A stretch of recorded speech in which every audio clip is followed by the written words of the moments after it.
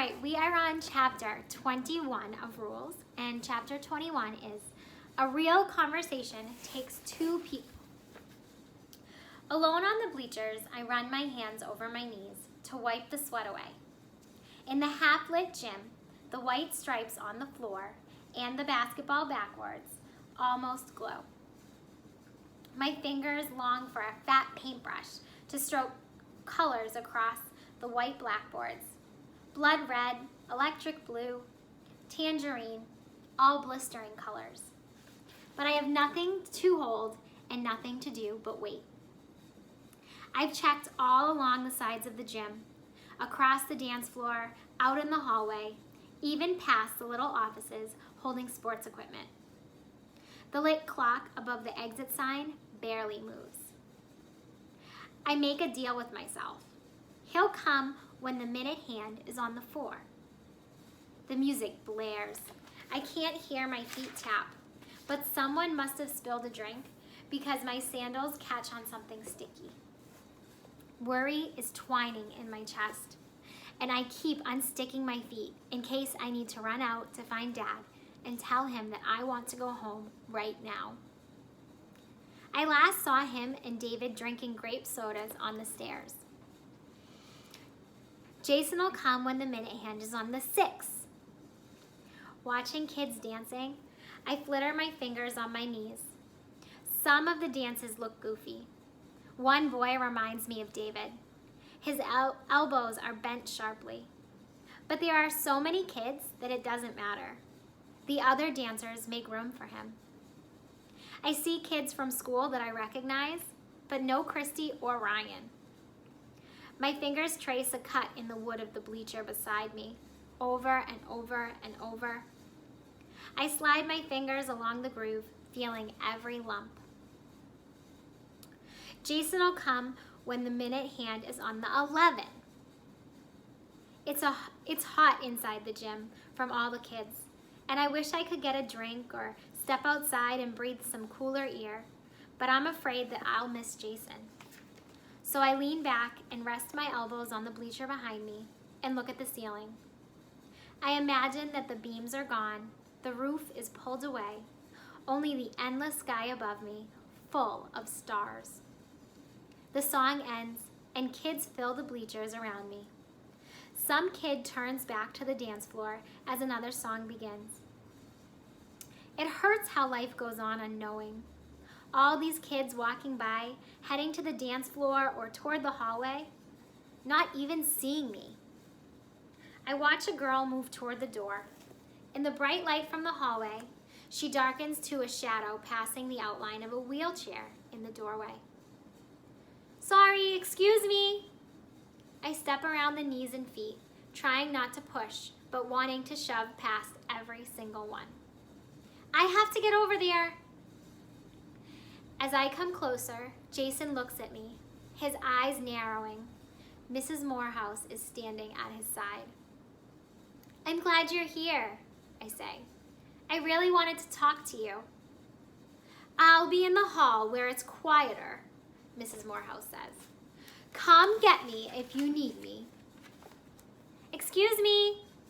I call over and over to kids' backs, making room for us to move down the quiet hallway outside the community center offices. Through the windows, I can see the dark outline of grape clusters of basketballs, stacks of pointed traffic cones, and a rack of hockey sticks. Standing next to Jason, I don't know what to say to get started. It's a nice night out. Jason turns his wheelchair to leave. Wait! I reach into my skirt pocket and pull out the first word. Complicated. Jason lifts his eyebrows. I kneel to be at his eye level. I see how kids stare at David, and it hurts me because I know what they're thinking. Or even worse, they don't look at him. They look around him like he's invisible. And it makes me mad because it's mean, and it makes me invisible too. Jason watches my face, but his hands move to give me room to reach the last empty pocket of his communication book. Hidden. I didn't tell Christy everything about you. I didn't tell her about your wheelchair or your communication book. I didn't know how she'd react. I should have, because you're my friend. But it got harder and harder. I dropped my gaze to the floor. No, that's an excuse too. The real truth is, I was scared what she might think of me, not of you. When I look up, Jason is staring toward the dark windows of the community center offices. You're a good friend, I say, and I've been, I pull out the card, weak. Catherine? I knew this moment was coming, but I still feel caught red-handed. Christy hurries up the hallway, wearing white jeans and a bright pink shirt.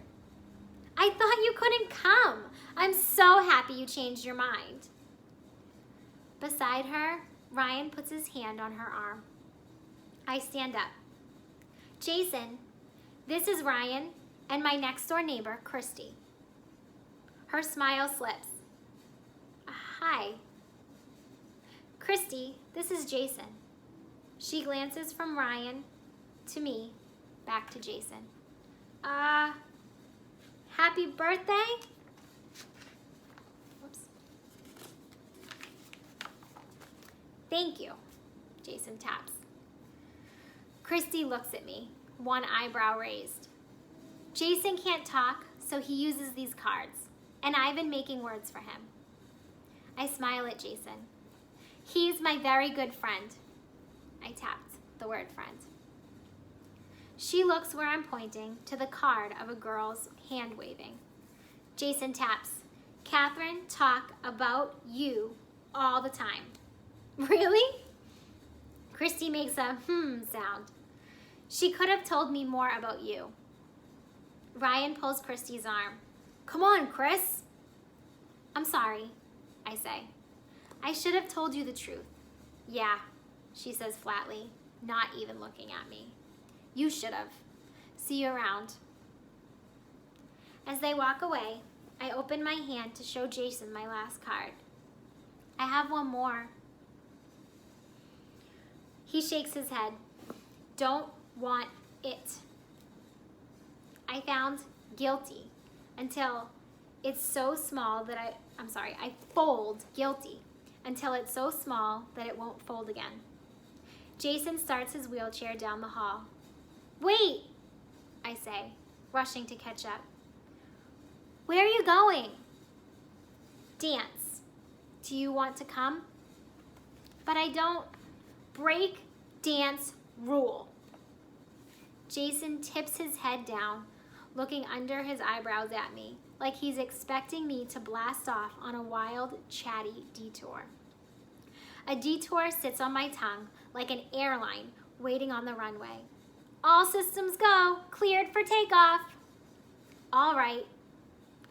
I follow him down the hallway and out across the dark gym floor to the very center where there's a clearing in the kids. Next to me, a girl lifts her arms above her head.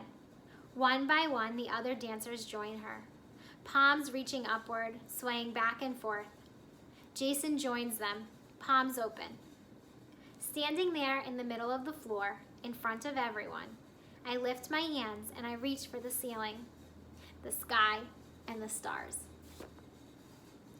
And I dance. And that's the end of the chapter.